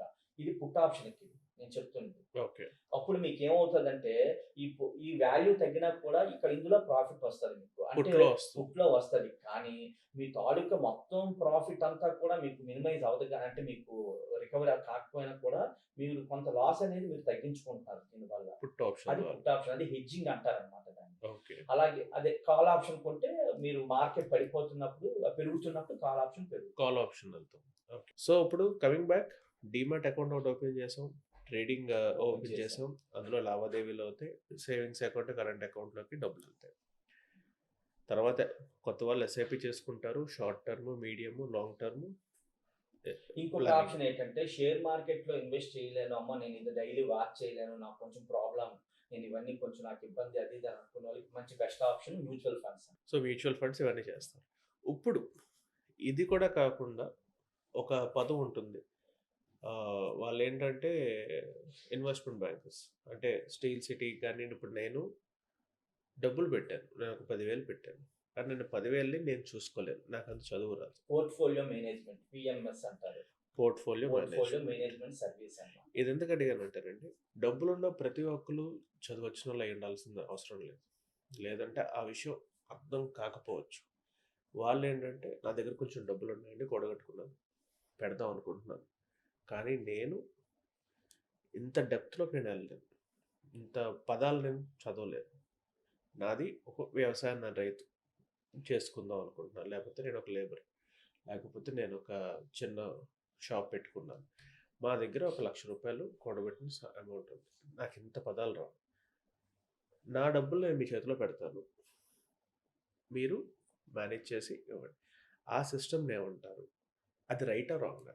అది రైట్ అని అంటే యాక్చువల్‌గా అది చాలా వరకు చాలా వాటిలో ఉన్నాయండి. అది పోర్ట్‌ఫోలియో మేనేజ్‌మెంట్ సర్వీస్ అని అంటారు. Portfolio management service. అది ఓకే. అంటే దానికి మీకు చేసినందుకు కొంత కమిషన్, ఏదైనా కమిషన్ ఉంటది, తీసుకుంటారు. కానీ మనం చెయ్యాలి అనంటే మనం డైరెక్ట్‌గా మనకి రిలయబుల్ అంటే మన నమ్మకమైన అంటే ఇప్పుడు మీరు ఏ బ్రోకర్ దగ్గరైతే అకౌంట్ ఓపెన్ చేస్తారో వాళ్ళ దగ్గర కూడా ఇది అడిగితే మీకు చాలా వరకు పోర్ట్‌ఫోలియో అదే సంబంధించిన ఈ స్టాక్స్ అలాంటివి ఇస్తుంటారనమాట. అంటే తక్కువ ఇన్వెస్ట్ చేయటం. అంటే ఇప్పుడు నేను చెప్పాను కదా! సిప్ మోడ్ కాకపోయినా కనీసం అంటే మంత్లీ 1000 అలాగని కాకపోయినా చేసి డిఫరెంట్ స్టాక్స్‌లో అంటే సెక్టార్స్‌లో అనమాట. మీకు ఇన్వెస్ట్ చేసి దానికి చూపించడానికి అవకాశం అయితే ఉంది. ఓకే. ఇప్పుడు పోర్ట్‌ఫోలియో మేనేజ్‌మెంట్ సర్వీస్ చేయాలి అంటే చేసే వ్యక్తి జెన్యూన్ అవ్వాలి. జెన్యూన్ అవ్వాలి. అది జెన్యూన్‌నెస్ మనం ఐడెంటిఫై చేయాలి. మన మాట్లాడే తీరు బట్టి మనకు వాళ్ళు నచ్చారా లేదా అని చూసుకొని, వాళ్ళ అది పద్ధతి చేస్తాం. కాదు, నలుగురితో కనుక్కొని వాళ్ళు మంచోళ్ళో కాదా అనుకోని ఒక పర్సన్ సెలెక్ట్ చేస్తాం. ఇప్పుడు ఈ పోర్ట్‌ఫోలియో మేనేజ్‌మెంట్ ప్రాఫిట్‌లోకి వెళ్ళిపోయింది అనుకుందాం. జనరల్‌గా కమిషన్ ఎంత అమౌంట్ ఇస్తే రైట్ అమౌంట్? మీకు డైరెక్ట్‌గా ఇప్పుడు మాక్సిమం కమిషన్ అనేదండి ఇప్పుడు చాలా వరకు ఈ కాంపిటేటివ్ దాంట్లో చూస్తే మీకు కమిషన్స్ అనేవి చాలా వరకు తక్కువే ఉన్నాయి ఇప్పుడు ప్రెజెంట్. అంటే ఇప్పుడు మీకు ఆన్‌లైన్ బ్రోకర్, ట్రెడిషనల్ బ్రోకర్స్ ఇలా ఉంటారనమాట. ఆన్‌లైన్ బ్రోకర్ అనంటే మీకు ఆన్‌లైన్‌లో ప్లాట్‌ఫార్మ్ అంటే ఇప్పుడు మీరు జెరోదా లాంటిది ఉంది. ఎగ్జాంపుల్ తీసుకుందాం. అది మీరు అకౌంట్ ఓపెన్ చేశారంటే మరి మీకు వాళ్ళతో సంబంధం ఏమి ఉండదు. అంతా ఆన్‌లైన్‌లో మీరు మీరు టైప్ చేసి సెర్చ్ చేసుకోవడం, అది చేసుకోవటం. నెక్స్ట్ ఏదైనా ఉంటే మెయిలే. ఓకే. మరి ఇక్కడ కాంటాక్ట్ అయితే ఉండదు. ఇప్పుడు ట్రెడిషనల్ బ్రోకర్ అనుకోండి. మా దగ్గర ఆన్‌లైన్ ఉంది, ట్రెడిషనల్ ఉంది. అంటే నేను మరి మా గురించి కూడా నేను చెప్పాలి. అందుకు ఇప్పుడు మీరు డైరెక్ట్‌గా మా దగ్గరికొచ్చారనుకోండి. వస్తే మీరు కాంటాక్ట్‌లో ఉంటాం. మేము మీతోటి టచ్‌లో ఉంటాం. ఏదైనా ఉండి చేయటానికి ఆ సర్వీస్ అదంతా మరి ఉంటుంది. ఈ పోర్ట్‌ఫోలియో మేనేజ్‌మెంట్ ఒక స్పెసిఫిక్ పర్సన్‌కి హ్యాండ్ ఓవర్ చేసాం డిసైడ్ అయ్యాం. ₹1,00,000 చేతిలో పెట్టాలా? లేకపోతే వాళ్ళు చెప్పిన షేర్స్ మన ద్వారా కొనాలా? నా సలహా అయితే మాత్రం వాళ్ళు చెప్పిన షేర్స్ మన ద్వారా కొనటమే మంచిదండి. ఓకే. అంటే అది తప్పని నేను అనగానే మనకి అంటూ ఒక ఇది తెలుస్తుంటది మనకి ఎప్పటికప్పుడు ఏంటి అని నేర్చుకోవడానికి. నేర్చుకోవటానికి. దానికి తోడు ఇప్పుడంతా కూడా యాప్‌లు అవన్నీ వచ్చేసాయి చాలా వరకు. ఓహ్! యాప్‌లోనే మీ తాలూకు హోల్డింగ్స్ ఏమున్నాయి, ఎంత వాల్యూ ఉంది, ఎంత ఇన్వెస్ట్ చేశారు అవన్నీ కూడా వచ్చేస్తున్నాయి. అవును. అంటే ఇది చదువు రానోళ్ళకి అంత డబ్బులున్నాయి గానీ నాకంత పదాలు తెలియవండి, నాకది తెలియనోళ్ళకి, వాళ్ళు బెస్ట్ ఆప్షన్ ఏంటండి వాళ్ళకి? వాళ్ళకి బెస్ట్ ఆప్షన్ అయితే నా సలహా అలా చదువు రాదు అని అంటారు కనుక వాళ్ళకైతే మ్యూచువల్ ఫండ్సే బెస్ట్ ఆప్షన్ అండి. Best option. ఓకే. స్టాక్ మార్కెట్‌లో ఇన్వెస్ట్ చేయడం ఫస్ట్ క్వెషన్ అసలు రైటా? రాంగా? ఇప్పుడుండే పరిస్థితులను బట్టి చూస్తే స్టాక్ మార్కెట్ ఇన్వెస్ట్‌మెంట్ బెటర్ అండి. ఎందుకో నేను చెప్తాను. ఇప్పుడు మీరు ఒక 1,00,000 తీసుకువెళ్ళి బ్యాంక్‌లో ఏస్తే ఫిక్స్‌డ్‌గా ఒక 6 అంటే 1,00,000కి మీకు ఎంతొస్తుందో తెలుసు. అవును. అది. ఇందులో 1,00,000 ఇన్వెస్ట్ చేస్తే అంటే నేను అది కూడాను ఇంకా ముందే అనుకున్నా. మనం చేసింది ఏదైనా సరే ఫండమెంటల్‌గా మన ఓన్ మనీ అయ్యుండాలి. అలాగే ఫండమెంటల్‌గా మంచి కంపెనీలో అవన్నీ చూసుకొనే చేస్తాం. దాని మీద అయితే మాత్రం బెటర్ రిటర్న్సే వస్తాయని నేను కంపల్సరీ చెప్తాను. మీ ఎక్స్‌పీరియన్స్ బట్టి మీరు చూసారు. ఎక్స్‌పీరియన్స్ ఉందా? ఓకే. సో, మీ దగ్గర ఉన్న సజెషన్ ఏంటంటే, ఒకవేళ 1,00,000 పెట్టారు, వాళ్ళు ఎన్నాళ్ళు స్టడీగా ఉండాలి? మినిమమ్ రిటర్న్స్ ఎక్స్‌పెక్ట్ చేసే ముందు అబోవ్ 1 ఇయర్ గాని ఉంటే బెస్ట్ ఆప్షన్. బానే ఉంటుంది. ఓకే. ఇప్పుడు ఇది నెక్స్ట్ చాలా క్రిటికల్. ఇంకా ముందే రావచ్చు. రాదని నేను అనను. కానీ టైం అయితే మాత్రం మైండ్ సెట్ అయితే 1 ఇయర్ 1 అబోవ్ ఇయర్. ఉండేలా ఉండాలి. ఓకే. ఇప్పుడు నెక్స్ట్ ఇంపార్టెంట్ క్వెషన్ అండి. ఇప్పటిదాకా మనం అమౌంట్ ఇన్వెస్ట్ చేశారు. అప్పులు ఉండకూడదు. సొంత డబ్బులైతే ఇంకా మంచిది. తక్కువగా పెట్టుకోవాలి ఇవన్నీ. చాలామంది డబ్బులు ఏవైతే ఇన్వెస్ట్ చేస్తారో, నేను కొంతమందిని చూసిన వాళ్ళు ఏం చేశారంటే, వీళ్ళ దగ్గర డబ్బులు, వాళ్ళ దగ్గర డబ్బులు, మీకు ఇంత రిటర్న్స్ వచ్చేస్తాయని చెప్పి, రూపాయికి ₹2 అయిపోద్ది అని చెప్పి ఇది. మీరు పర్సనల్గా ఇచ్చే సజెషన్ ఇలాంటి వాళ్ళు ఎలాగ అవాయిడ్ చేయాలి? ఒకవేళ మీరే ఒక పర్సన్ని నమ్మాలి, స్టాక్ మార్కెట్లో నమ్మాలి అంటే మీరు వెతికే గుణాలు ఏంటి? ఇప్పుడు యాక్చువల్‌గా స్టాక్ మార్కెట్‌లో మనము ఏదైనా మనీ తీసుకొని ఇన్వెస్ట్ చేస్తాం కనుక, అంత ఓన్ మనీ కనుక మనకి ముందు ఫస్ట్ ఆ ఏంటి అనేది మనం వాళ్ళ గురించి కొంచెం స్టడీ చేయాలి ఫస్ట్. చెయ్యాలి అనంటే ఆటోమేటిక్‌గా మీకు తెలిసిపోద్ది కంపెనీ బ్యాక్‌గ్రౌండ్ ఏంటి ఇయన్నీ కూడాను. మనం ఎవరి దగ్గర అయితే డబ్బులు పెడతామో వాళ్ళకంటూ ఏమన్నా సర్టిఫికేషన్స్, రిజిస్ట్రేషన్స్ అదే ఇప్పుడు అవి ఏమన్నా ఉన్నాయా? ఉన్నాయి. దానికి ఏంటంటే మీకు ఏ బ్రోకర్‌కైనా కూడాను డైరెక్ట్‌గా మీకు సెబీ రిజిస్ట్రేషన్ సర్టిఫికేట్స్ అని చెప్పి మొత్తం ఇవన్నీ కూడా ఎక్స్‌చేంజ్ పర్మిషన్స్ ఇవన్నీ కూడా ఉంటాయి. వాటి ఓకే. తాలూకా అవన్నీ మనం దానికి మనకు ఆల్రెడీ మనం చూడగానే మనకు తెలిసిపోతుంటది. అంటే మనం వెళ్తాం కదా ఆఫీస్‌కి వెళ్లి మనం చెక్ చేయగానే తెలుస్తది అవన్నీ. అంటే మనం అంత డెప్త్ నేను చెప్పలేను గానీ కంపల్సరీగా సర్టిఫికేషన్ అనేది ఉంటది. Financial advisor. ఫైనాన్షియల్ ఇది. దాన్ని బట్టి అది నెక్స్ట్ ఏంటంటే మీకు ఆ కంపెనీ బాగా వెల్ ఎస్టాబ్లిష్డ్ అయితే దాని తాలూకా మీకు వెబ్‌సైట్‌లో కూడా చాలా వరకు తెలిసిపోద్దనమాట.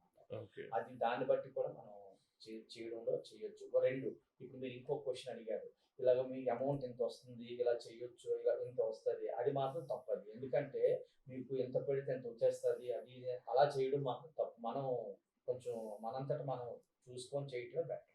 ఓకే. సో, బేసిక్ పారామీటర్ ఏంటంటే ఈ రోజు ₹10 పెడితే రేపు ఉదయం కల్లా ₹20 అయిపోతా అన్నది నమ్మకూడదు. First point. సెకండ్, ఎవరైతే మనకి స్టాక్ మార్కెట్ సజెషన్ ఇస్తున్నారో ఆ సజెషన్ ఇచ్చేవాళ్ళు సర్టిఫికేషన్స్ ఉండాలి. సెబీ రిజిస్టర్డ్ ఫైనాన్షియల్ అడ్వైజర్స్ మాత్రమే అయ్యి ఉండాలి. First second point. ఓకే. ఇప్పుడు ఇంకొక ఫైనల్ క్వశ్చన్ అండి. ఈ స్టాక్ మార్కెట్‌లో అప్ అండ్ డౌన్స్ ఇవి ఉన్నాయి. ఈ టాపిక్‌లో ఫైనల్ క్వశ్చన్. లాస్ట్ ఇయర్ మనం ఒక అదానీ, హిడెన్బర్గ్ సంథింగ్ అలాగా జరిగింది. జరిగినప్పుడు అందులో ఏం జరిగింది, ఎంత డెప్త్ మ్యాటర్ అన్నది నాకే సగం చదివినా సరే నాకు స్టాక్ మార్కెట్ అర్థం కాదు కాబట్టి ఓకే. అలాంటివి జరిగినప్పుడు నాకంటూ ఒక భయం వస్తుంది. నేను డబ్బులు పెడుతున్నానే, వేరే వాళ్ళు ఎవరో ఒకరు వచ్చేసి గేమ్ ఆడేసి డబ్బులు తీసుకెళ్ళిపోతున్నారు కానీ మరి అలాంటి సిచ్యువేషన్స్ నుంచి నాలాంటి లేదా మనలాంటి ఒక అమాయకులు ఆర్ చిన్న డబ్బులు పెట్టే స్మాల్ ఇన్వెస్టర్స్ వాళ్ళ పరిస్థితి ఏంటి, వాళ్ళకి సేఫ్టీ ఏంటి? సేఫ్టీ అని అంటే ఇందులోని మీకు ఇప్పుడు చాలా వరకు స్టాక్ మార్కెట్‌లో సేఫ్టీ అనేది ఉంది. అంటే మీ తాలూకు షేర్స్‌కి గానీ, వీటికి అలాంటి వాటికైతే ప్రాబ్లమ్ లేదు. ఎందుకంటే ఇప్పుడు ఎగ్జాంపుల్ మీరు ఈ సత్యం ఉంది. సత్యం కంప్యూటర్స్ ఇష్యూ ఒకటి జరిగింది. ఆ సత్యం కంప్యూటర్స్ కాదు, కార్వే ఇష్యూ ఒకటి జరిగింది మీకు. అదేంటంటే మీకు షేర్స్ ఏదో ప్రాబ్లమ్ రావడం, వాళ్ళ తాలూకు షేర్స్ వేరే దానికి ట్రాన్స్‌ఫర్ చేయడం ఇలాంటివన్నీ అది అలాంటివి ఎప్పుడైతే జరిగిందో లాస్ట్ 3 ఇయర్స్ నుంచి కూడా సెబీ ఏంటంటే మీ తాలూకు షేర్స్ వరకు మాత్రం పేఅవుట్ డైరెక్ట్‌గా ఇప్పుడు బ్రోకర్ మీకు డైరెక్ట్‌గా పేఅవుట్ అనేది ఇవ్వట్లేదు. అంటే పేఅవుట్ ఇవ్వడం అంటే మీరు షేర్లు ఏమైనా కొన్నారు అని అంటే అవి మీ అకౌంట్‌లో ట్రాన్స్‌ఫర్ చేయడం అనేది క్లియరింగ్ కార్పొరేషన్ డైరెక్ట్‌గా చేస్తుంది. ఒకటి. ఓకే. మీకు ఇప్పుడు అలాంటి అంటే ముందు బ్రోకర్ అకౌంట్‌లో డబ్బులు పడి బ్రోకర్ క్లియర్ చేసేవాళ్ళు. ఇప్పుడు డైరెక్ట్‌గా ఎవరెక్కడైతే క్లియరింగ్ కార్పొరేషన్ ఎవరైతే మెయిన్ ఉందో వాళ్ళే అకౌంటింగ్ చేస్తున్నారు. ఓకే. దానికి కూడాను ఇప్పుడేంటంటే ఇప్పుడు అలాంటివి జరుగుతాయి. ఈ ప్రాబ్లమ్స్ వస్తాయి. ఇప్పుడు మీరు ఇంకో క్వెషన్ అనే ఇబ్బంది అయితే లేదు. ఇంకో క్వెషన్ ఏసారు. మీరు ఇప్పుడు ఒక షేర్‌లో ఇన్వెస్ట్ చేశారు. అక్కడ ఏదో ఇంటర్నల్‌గా ఏదో కంపెనీలో ఏదో ప్రాబ్లమ్ వచ్చి పడింది. దానికి మరి మనం ఎవరు కూడా ఏం చేయలేము. కానీ ఒకటి అది మంచి కంపెనీ ఎందుకు ఏంటి అనేది మళ్ళీ మనకి ఒక అలా కంటిన్యూ న్యూస్ అదే బ్యాడ్‌గా అలాగా వచ్చిందనంటే మరి మనం ఏం చేయలేం దానికి. అలా కాకుండా మీకు గాని పానిక్ అవ్వకుండా కొంచెం పర్వాలేదు మళ్ళీ ఇది ఇలా జరిగింది చెప్తుంటారు. దానికి వివరణ అనేది ఎక్స్‌ప్లనేషన్ అనేది చెప్తారు కదా! మళ్ళీ దానికి కొంచెం వెయిట్ చేయడం కూడా మెయిన్. ఇంపార్టెంట్. ఓకే. ఫైనల్‌గా ఏంటంటే మన నెక్స్ట్ ఒక పాడ్‌కాస్ట్‌లో ఇన్ డెప్త్‌లో ఫ్యూచర్ హెడ్జింగ్ ఇవన్నీ మనం డిస్కస్ చేయొచ్చు. సో, యాస్ ఆఫ్ నౌ మీతో నేను మాట్లాడిన దాన్ని బట్టి నేను కూడా ఇప్పటిదాకా నేను స్టాక్ మార్కెట్ అది ఎప్పుడు ఎంటర్ అవ్వలేదు. సో, ఒక డీమ్యాట్ అకౌంట్ తీసుకొని ఒక ట్రేడింగ్ చేసుకొని ఇవన్నీ చేయొచ్చు. ఇది మన రెగ్యులర్ ప్రాసెస్. ఐపీఓ అనేది ఒక ఆప్షన్ ఉంది. ఇందాక మీరు ఇనీషియల్ పబ్లిక్ ఆఫరింగ్. చాలామంది విన్నాను. ఈ మధ్య కాలంలో నేను విన్నది. ఇనీషియల్ పబ్లిక్ ఐపీఓ వచ్చే ముందు ఎంత డబ్బు పెడతారు, 1 నెలలో అమ్మేస్తారు, ఎంత ప్రాఫిట్ చేసుకుంటారు అని. అసలు ఐపీఓ పరిస్థితి ఏంటండి? ఐపీఓ అనేది ఇప్పుడు మీకు యాక్చువల్‌గా ఏదో మీకు ఐపీఓ అంటే ఇప్పుడు కంపెనీ ఎక్స్పాండ్ చేయడానికి కానీ ఏమైనా ఫర్దర్గా డెవలప్మెంట్ చేసుకోవడానికి అదే మీకు కొంచెం అంటే బాగా ఇంప్రూవ్ అవ్వడానికి వాటి కోసం అని చెప్పి మీకు ఐపీఓకి వస్తుంది అనమాట. ఐపీఓకి రావాలంటే ముందు ప్రాసెస్ మీకు ఐడియా ఉంటుంది. ఏంటంటే సెబీకి వాళ్ళ తాలూకా డాక్యుమెంట్స్ అవన్నీ కూడా ఇచ్చి అక్కడ నుంచి అప్రూవల్ తీసుకొని వాళ్ళ తాలూకు ఫేస్ వాల్యూ ₹10 ఏదైనా చాలా వరకు అలాగే వస్తుంది. ₹10 ఫేస్ వాల్యూ తో ఇంత ప్రీమియం అని సెట్ చేసి అట్లా అదే సెబీ అనేది ఫిక్స్ చేసిన తర్వాత ఆ రేట్ అది దాంతో వాళ్ళు వస్తారు. అంటే ఎగ్జాంపుల్ మీకు ₹10 ఫేస్ వాల్యూ అనుకోండి, వాళ్ళ ప్రీమియం ఒక ₹300 ఉందనంటే ₹310 దాని తాలూకు వాల్యూ చెప్పి ఆ రేట్తో వాళ్ళు ఐపీఓకి వస్తారు. వచ్చిన తర్వాత అది మీకు అది ప్రైమరీ మార్కెట్. ఆ ప్రైమరీ మార్కెట్లో వచ్చిన ఐపీఓ ఏదైనా కూడాను సెకండరీలో మీకు స్టాక్ ఎక్స్చేంజ్లో లిస్ట్ అయింది. అది లిస్ట్ అయిందంటే సెకండరీలో లిస్ట్ అవుతున్నట్టు అనమాట. అంటే ఎక్స్చేంజ్ ద్వారా చేసి అప్పుడు అది ఇంత ప్రీమియం మీకు ₹310 ఇచ్చింది. అది ఏమైనా సరే ఒక ప్రాఫిట్స్ బాగుండి అది ఏమైనా ఉంటే అది ఒక 400లో ఓపెన్ చేయటం కానీ ఆ రకంగా జరుగుతుంది. అది అమ్మేసుకున్న వాళ్ళు ఉంచిన వాళ్ళు ఇంకా ఫండమెంటల్గా ఇది మంచి కంపెనీ, ఇది ఫ్యూచర్లో ఇంకా పెరుగుతుంది అన్న అమ్మకుండా ఉంచడం అది చేస్తుంటారు. ఆ రకంగా కూడా. సో ఇది ఐపీఓ అవ్వకముందే లిస్టింగ్ మరి షేర్లు కొనాలంటే మరి షేర్లు లేవు ఇప్పుడు కదండి. ఇప్పుడు మీరు డీమ్యాట్ అకౌంట్, ట్రేడింగ్ అకౌంట్ ఉన్నా కూడా మీరు ఐపీఓ ప్రైమరీలో అప్లై చేయలేదు అనుకోండి, మీకు దాని మీద కంపెనీ మీద నమ్మకం ఉండి అది పెరుగుతుందని అనిపించేటప్పుడు ఇది బాగుంది అంటే సెకండరీ మార్కెట్లో లిస్టింగ్ ఎలాగా మీరు ఐపీఓ ద్వారా అప్లై చేస్తే ప్రైమరీ మార్కెట్ డైరెక్ట్ గా స్టాక్ ఎక్స్చేంజ్ అది ఇప్పుడు అకౌంట్ ఓపెన్ చేసి మీరు అది సెకండరీ మార్కెట్లో కొనడం. Okay, okay. సో ఇదన్నా ప్రైమరీ మార్కెట్ అంటే స్టాక్ ఎక్స్చేంజ్లో రాని దాన్ని ప్రైమరీ మార్కెట్ అంటారు. స్టాక్ ఎక్స్చేంజ్లోకి వస్తే సెకండరీ మార్కెట్ అంటారు. ఓకే. సో ఇప్పుడు ప్రైమరీ మార్కెట్లో నాకు షేర్లు కొనాలి అనుకుందాం. నా డీమ్యాట్ అకౌంట్ ఉంది, ట్రేడింగ్ అకౌంట్ ఉంది, అన్నీ ఉన్నాయి. ప్రైమరీ మార్కెట్లో ఇంకా ఎక్స్చేంజ్లోకి రాలేదు, అనౌన్స్ చేశారు నేను ఇలా ఐపీఓకి వస్తున్నాను అని చెప్పి కొందాం అనుకుంటున్నాను. అప్పుడు ఏంటి పరిస్థితి? అప్పుడు ఆప్షన్ ఏంటంటే మీరు ఎక్కడైతే అకౌంట్ ఉందో వాళ్ళ ద్వారా మీరు అప్లై చేయొచ్చు. లేదు మీకు నెట్ బ్యాంకింగ్ ఉంటే నెట్ బ్యాంకింగ్ ద్వారా అప్లై చేసుకోవచ్చు. దానికి మీ తాలూకు డీమ్యాట్ డీటెయిల్స్ అవన్నీ ఆల్రెడీ మీరు అకౌంట్ ఓపెన్ చేశారు కనుక మీకు ఎన్ఎస్డిఎల్ డిపి అయితే ఎన్ఎస్డిఎల్ డీమ్యాట్ యూజ్ చేస్తారు. సిడిఎస్ఎల్ అయితే సిడిఎస్ఎల్ మీరు యూజ్ చేసి ఆ డిపి నెంబర్లు అవి ఇచ్చిన తర్వాత మీకు ఆటోమేటిక్గా ఇప్పుడు ఐపీఓ సిస్టమ్ ఏంటంటే మీరు ఎప్పుడైతే అప్లై చేశారో ఒకనొక టైంలో మీ అమౌంట్ అది డెబిట్ అది జరిగింది ఇచ్చిన ఇవ్వకపోని ఇప్పుడు చాలా దగ్గర 4-5 ఇయర్స్ నుంచి కూడా 6 ఇయర్స్ నుంచి మీ తాలూకు అమౌంట్ మీరు ఎంత అయితే అప్లై చేస్తున్నారో ఎంత అమౌంట్ అయితే ఐపీఓకి అప్లై చేశారో ఆ అమౌంట్ బ్లాక్ అవుతుంది ముందు.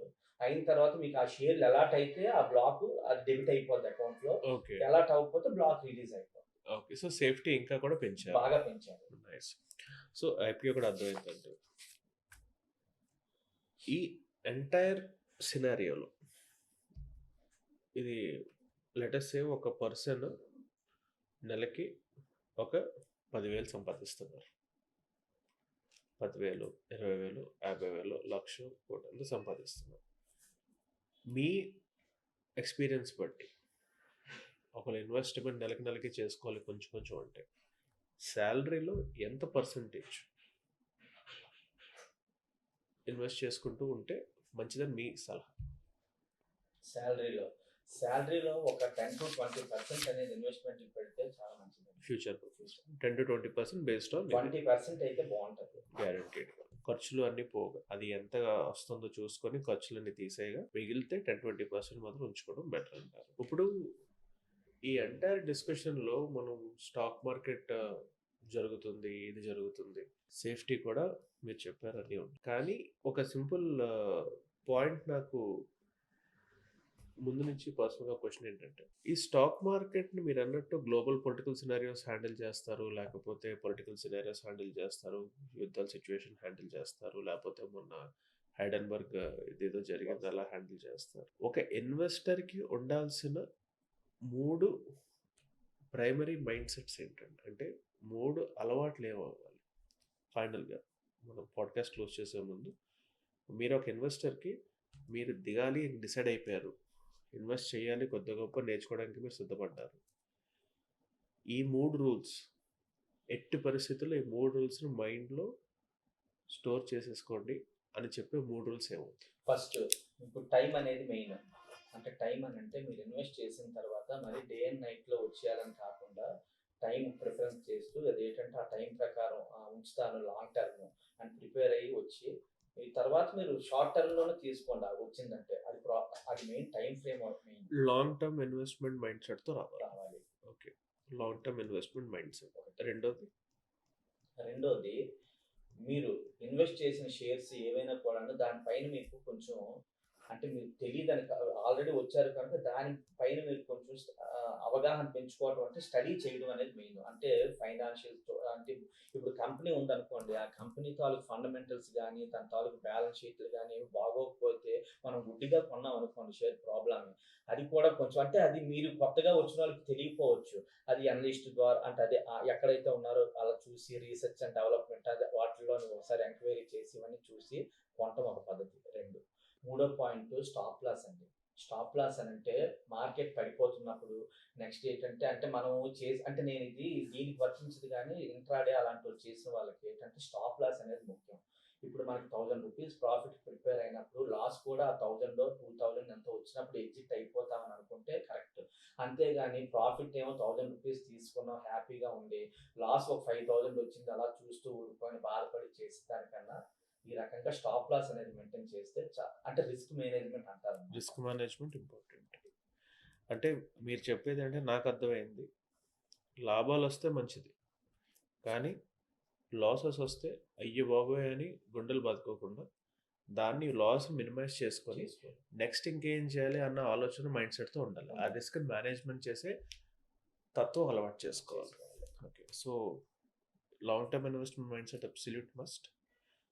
మనం దేని మీద అయితే పెడుతున్నామో డబ్బులు పెడుతున్నాం కాబట్టి మన పిల్లల్ని స్కూల్‌కి పంపిస్తే ఎంత ఇన్ఫర్మేషన్ తీసుకుంటాం అలాగా మినిమమ్ ఇన్ఫర్మేషన్ తీసుకోవాలి జ్ఞానం. మూడోది రిస్క్ మేనేజ్మెంట్. అంటే ఆ తత్వం మనం అలవాటు చేసుకోవాలి. అందరిలో ఉండకపోవచ్చు. బట్ ఇందులో రావాలి అంటే అది అలవాటు కూడా చేసుకోవాలి. మళ్ళీ రిస్క్ మేనేజ్మెంట్ అంటే ఇప్పుడు మీరు కొన్నారు కొన్ని తర్వాత అది ఆ స్టాప్ లాస్ నేను నుంచి వచ్చింది అమ్మేసిన తర్వాత మళ్ళీ అది పైకి పెరగొచ్చు. కానీ అక్కడ మన మైండ్ సెట్ కరెక్ట్‌గా ఉండాలి. పోనీ ఇది కాకపోతే ఇంకోటి. అంటే ఆశ, దురాశకి మధ్యలో బ్యాలెన్స్ మెయింటైన్ చేయాలి. Absolute must. Done. Thank you Ravi garu. Thank you so much for your time. And దీనికి క్లోజ్ చేసే ముందు ఇంకొక విషయం. ఈ 23 ఇయర్స్ ఆఫ్ ఇది పర్సనల్ క్వశ్చన్. మీరు ప్రొఫెషనల్‌గా ఎందులో ఉన్నారు? అంతకన్నా ముందు మీరు పనిచేసి ఇక్కడికి వచ్చి ఇక్కడి నుంచి మళ్ళీ బ్రాంచ్ మేనేజర్‌గా యూ హావ్ బీన్ ఎస్టాబ్లిష్డ్. మీ లైఫ్‌లో బిజినెస్ వదలదు. మీ లైఫ్‌లో మీకు సక్సెస్ అంటే ఏంటి? మీకు లైఫ్‌లో ఒక సజెషన్ ఎవరికన్నా ఇవ్వాలంటే ఆ సజెషన్ ఏమవుతుంది? మెయిన్ సక్సెస్ అంటే ఏమీ లేదండి. మెయిన్ టైం అనేది మెయింటైన్ చేయాలండి ఫస్ట్. ఒకటి. రెండోది ఏంటంటే మనం చేయాలనుకున్న పని ఎప్పటికప్పుడు చేయడం కరెక్ట్. అంతేగాని దాన్ని మనం అంటే పోస్ట్‌పోన్ చేయడం అలాంటిది ఇది మీరు లైఫ్‌లో ఇచ్చే సజెషన్ ఎవరికన్నా. అంతే. నెక్స్ట్ ఇన్వెస్ట్‌మెంట్ ఇప్పుడు ఈ ఇన్వెస్ట్‌మెంట్ ఇలాంటివి దీనికి సంబంధించినంత వరకు స్టాక్ మార్కెట్‌లో ఏంటంటే మీకు మెయిన్ ఏంటంటే ఇందులోకి ఎంటర్ అవ్వాలి అనేటప్పుడు మాత్రం ఫస్ట్ మనం చేయవలసిన మొదటి పని మన తాలూకా ఓన్ మనీ అయి ఉండాలి. అది మెయిన్. ఎందుకంటే నేను చూసింది చాలామంది లోన్ తెచ్చానండి, డబ్బులు పోయాయండి ఇలాంటివి కాదు. ఇలా చేయకుండా నెక్స్ట్ పేషెన్స్ అనేది ముఖ్యం. అది లేకుండా ఇందులోకి రావడం, నాకు ఈరోజు ఇచ్చాను, నాకు అర్జెంట్‌గా డబ్బులు అవసరం ఉంది, లాస్ అయిపోయాను అని అలా బాధపడే దానికన్నా వెయిట్ చేయడం మాత్రం. ఎవరో ఏదో చెప్పారు, ఏదో ఆ స్టాక్ కొనేసాను, ఇది పెరగలేదు, మీరు అలా కాదు. మనకు అంటూ ఒక ఇది ఉండాలి. ఓకే. కమింగ్ బ్యాక్, మీ దృష్టిలో ఇప్పటిదాకా మీ జీవితంలో సక్సెస్ అంటే అర్థం ఏంటి? స్టాక్ మార్కెట్ వద్దు. మీ పర్సనల్ లైఫ్‌లో మీకు సక్సెస్ అంటే అర్థం ఏంటి? సక్సెస్ అంటే మనలో రోజు రోజుకి జరిగే డెవలప్‌మెంట్ బావుంటే మన తాలూకు సక్సెస్ బాగున్నట్టు అని అంటాను నేను. ఎవ్రీ డే మనం ముందు రోజు కన్నా బెటర్‌గా ఉంటే అది సక్సెస్ మీ దృష్టిలో. Fantastic. Thank you Ravi garu. Thank you so much మీరు టైం ఇచ్చినందుకు. చాలా మటుకు నేర్చుకున్నాను. నాకు చాలా ఇప్పటిదాకా స్టాక్ మార్కెట్‌లో చాలా విషయాలు నేర్చుకుందాం అనుకునేవాడిని. మీ ద్వారా ఇక్కడ చాలా మటుకు నాకు ఇన్ఫర్మేషన్ అయితే వచ్చింది. కానీ ఇంకొక సెషన్‌లో మనం ఇన్ డెప్త్‌లోకి వెళ్ళినప్పుడు డెఫినెట్‌గా చేద్దాం. బట్ ఇప్పుడు మీరు ఇచ్చిన ఇన్ఫర్మేషన్ ద్వారా అయితే మాత్రం చాలా మటుకు డౌట్స్ క్లియర్ అయ్యాయి. అసలు ఎలా మొదలవ్వాలి? ఎంట్రన్స్ ఏంటి? అవన్నీ కూడా. Thank you so much Ravi garu. Thank you so much for your time. ఇక్కడితో మనం పాడ్‌కాస్ట్ అయితే క్లోజ్ చేద్దామండి. Thank you once again. Thank you so much.